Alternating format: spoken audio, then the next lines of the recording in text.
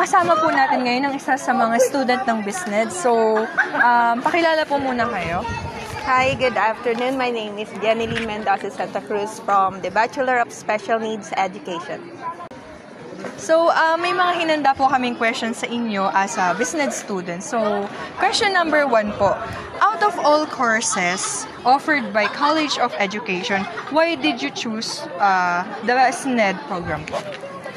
It's simply because I do believe that everyone deserves an education, even if the persons with disabilities. Or I do believe in an inclusive education wherein no one is left behind. And I wanted to become a conduit of blessings to many students. And that's why I choose SNED.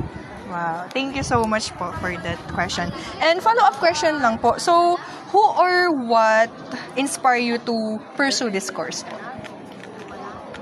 Well, actually, I enrolled in Bachelor of Elementary Education.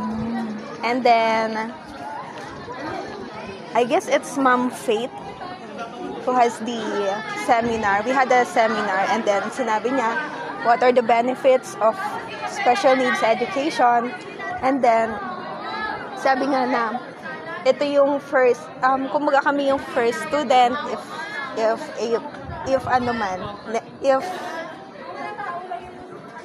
kung sakaling may mag-enroll, ganon. And then, sinabi nila yung benefits. So, ayun, naengganyo naman ako. Kaya inaccept ko. Yan. So, naengganyo po siya. So, last question po for our question number 1. So, is this your personal choice or meron po sa inyong nag-factors para ma-influence yung SNED program? Yeah, this is my personal choice. Kasi binigyan kami ng chance nun. Bid kami, tapos binigyan kami ng chance kung pwede kami lumipat ng SNED. And then, ayun, pinag-pray ko muna. And then, nag-reflect ako on what are the pros and cons of my decisions. And then, yun, by God's grace, I think this is for me.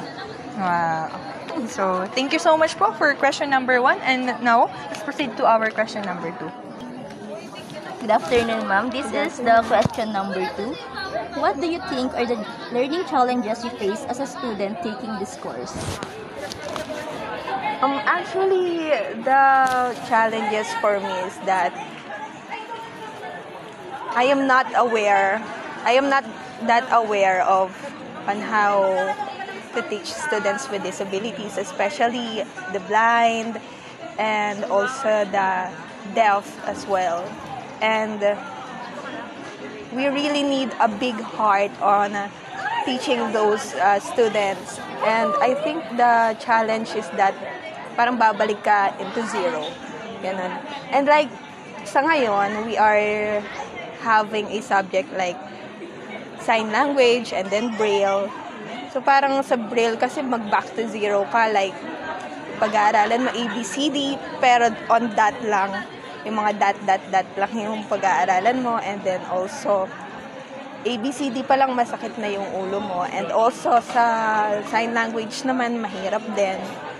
Like, hindi ka lang magsasign eh. You're not just using your hands, but also you're using your emotions to convey the message to your students as well. And also, di ba meron tayong lesson plan? We also have IEP or individualized education plan, which is iba pa yung lesson plan sa IEP. So that is very challenging for me na gawin yon kasi dalawa yung gagawin mo. Ayan, yung mga challenges. So let's proceed to the sub-question naman po. Do you think you have the passion to teach learners with special needs, considering that it requires a lot of patience and hard work? As of now, I guess I still need a lot of learnings pa. Pero sabi nga, lahat naman natututunan. Lahat naman kaya as long as you have that passion in your heart, that burning passion in your heart. And ngayon, I guess, yes, kaya naman. Pero kailangan pa ng lot of learnings pa. Yes po. And yung last question naman po, do you see yourself teaching in actual environment for learners with disabilities few years from now?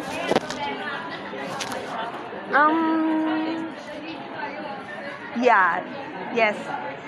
I think, makapagturo naman ako. Pero I'm not that sure lang kung tatagal, ganun. Pero hopefully, by God's grace, we can be able to continue kasi that is also one of my advocacy.